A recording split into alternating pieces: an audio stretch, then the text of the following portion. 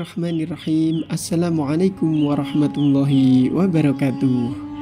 Alhamdulillah wassalatu wassalamu ala rasulillah. La haula wa la quwata illa billah. Puji syukur kita panjatkan kehadirat Allah subhanahu wa ta'ala atas segala limpahan rahmat dan kasih sayangnya kepada kita semua, sehingga kita bisa berjumpa lagi di channel yang penuh dengan barokah dan inspirasi ini. Tak lupa salawat serta salam mudah-mudahan tetap terlimpah kepada junjungan Nabi Agung kita Muhammad Sallallahu Alaihi Wasallam yang kita nanti-nantikan syafaatnya kelak di yaumil qiyamah beserta seluruh keluarga dan sahabat-sahabatnya. Allahumma salli ala Sayyidina Muhammad wa ala ali Sayyidina Muhammad. Sahabat beriman yang dirahmati Allah, kami senantiasa mendoakan Anda semua agar senantiasa diberikan kesehatan, umur yang panjang yang barokah, rezeki yang luas, serta dibahagiakan kehidupannya dunia hingga akhirat. Amin amin ya rabbal alamin. Sahabat beriman yang dirahmati Allah, ada kisah menarik dalam kitab Mukassafatul Qulub.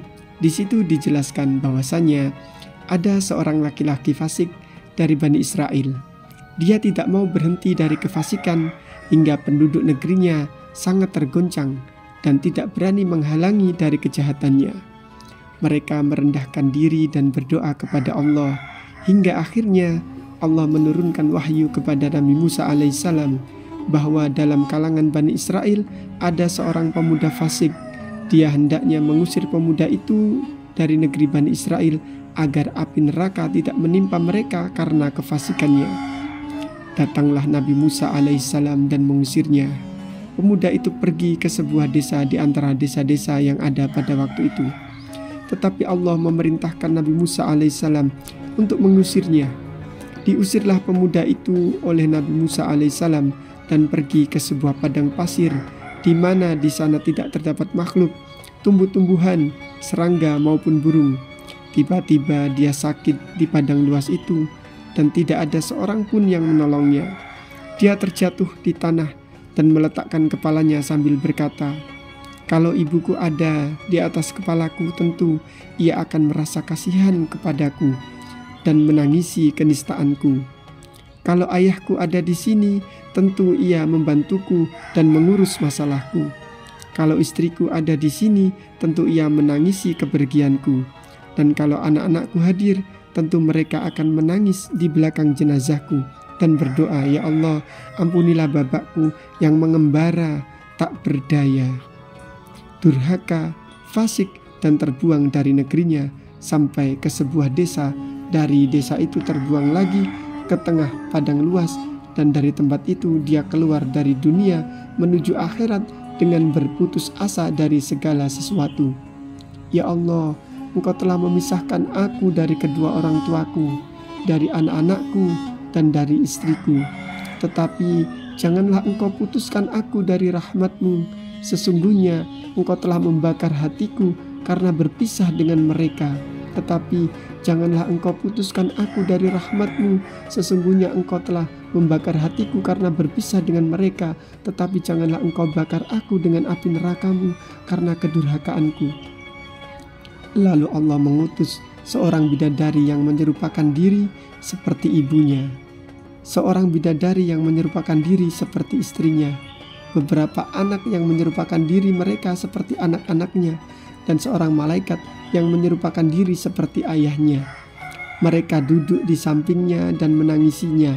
Dia berkata, "Ini bapak, ibu, istri, dan anak-anakku datang padaku. Bergembiralah hatinya dan pulang ke rahmat Allah subhanahu wa ta'ala dalam keadaan suci dan diampuni." Lalu Allah subhanahu wa ta'ala menurunkan wahyu kepada Nabi Musa alaihissalam, "Pergilah ke padang dan tempat yang tandus itu, karena telah mati di sana seorang wali dari sekian para wali. Datanglah padanya, uruslah perkaranya, dan kebumikan dia." Ketika Nabi Musa alaihissalam datang ke tempat itu, dia melihat pemuda yang pernah diusir dari negerinya dan dari sebuah desa dengan perintah Allah subhanahu wa ta'ala. Serta dia melihat bidadari-bidadari yang bermata jeli berada di sekitarnya. Nabi Musa alaihissalam berkata, "Ya Tuhanku, kalau pemuda ini adanya, maka ini adalah orang yang telah kuusir dari negeriku dan desa itu atas perintahmu. Allah Subhanahu wa Ta'ala berfirman, Hai Musa, aku telah memberinya rahmat dan mengampuninya, sebab rintihan di tempatnya berada dan perpisahannya dengan tanah kelahirannya, ibu, anak-anak serta istrinya. Aku mengutus bidadari-bidadari yang menyerupai ibunya, seorang malaikat yang menyerupai bapaknya, bidadari yang menyerupai istrinya. Semuanya merasa iba atas kenistaannya di tempat terpencil, karena apabila seseorang yang mati di tempat terpencil, maka menangislah penghuni langit dan penghuni bumi karena merasa kasihan padanya. Lalu bagaimana aku tidak menyayanginya, sedangkan aku adalah zat yang paling menyayangi di antara orang-orang yang menyayangi. Ketika seorang terpencil dari keluarganya mengalami nazak, Allah Subhanahu wa Ta'ala berfirman, Hai malaikat-malaikatku, orang yang terpencil ini adalah pengembara yang meninggalkan anak-anaknya, keluarganya, dan kedua orang tuanya. Ketika dia mati, tidak seorang pun yang akan menangisinya dan bersedih. Kemudian Allah menjadikan orang dari malaikat yang menyerupai bapaknya, ibunya, anaknya, dan seorang lagi menyerupai salah satu kerabatnya. Mereka masuk pada orang itu dan membuka matanya, dan bisa melihat kedua orang tuanya dan keluarganya, lalu menjadi lega hatinya, serta nyawanya keluar dengan keadaan penuh kepuasan dan kegembiraan. Kemudian apabila telah keluar jenazahnya, malaikat-malaikat itu mengiringnya dan mendoakannya di atas kuburnya sampai hari kiamat. Semua itu sesuai dengan firman Allah. Allah adalah Tuhan yang Maha Penyayang pada hamba-hambanya. Mudah-mudahan bermanfaat.